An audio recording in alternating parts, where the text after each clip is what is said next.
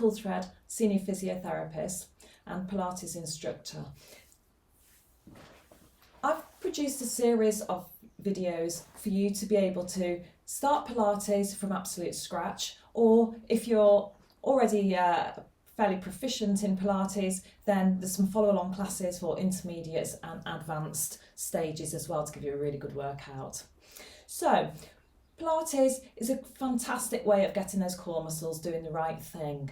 And if you're a novice to Pilates, then watch the centering video first, because the centering video will take you through correct positioning, which is so important with Pilates exercises to get the most out of the muscles that you're aiming to get the work out of. So make sure that you do the centering video first and keep coming back to centering all the time. It's about keeping form while you perform other exercises. So you'll hear me talking about centering quite a lot. If you haven't done Pilates for a while, then it's worth having a recap by looking at that centering video. Now you'll see that there's exercise classes for Pilates classes through from beginners, intermediate and advanced, so you can pick the level that suits you.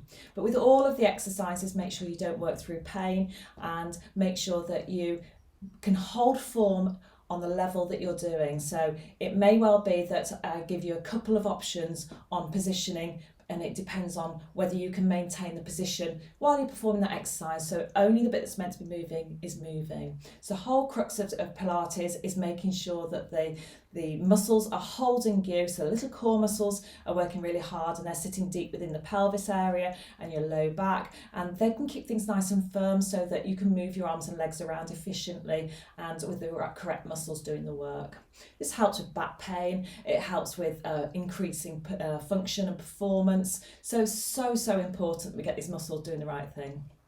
So with the classes, as I said, there are intermediate and advanced classes as well as, and you can go on to, I will tell you at the beginning of each class whether you'll need any equipment, and the equipment that I'll be using within those classes, there'll only be the squishy Pilates ball. Yes, it is meant to be nice and squishy so that it gives you some real work at keeping some balance on the ball.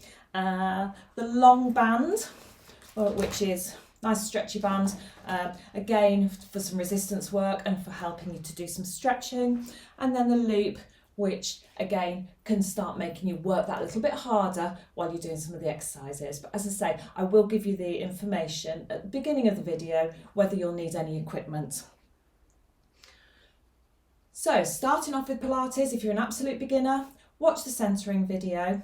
Then go on to class number 1 onwards. I will talk you through all of the exercises and make sure that you get all the tips on how you're supposed to perform the exercise and what you're going to get out of it.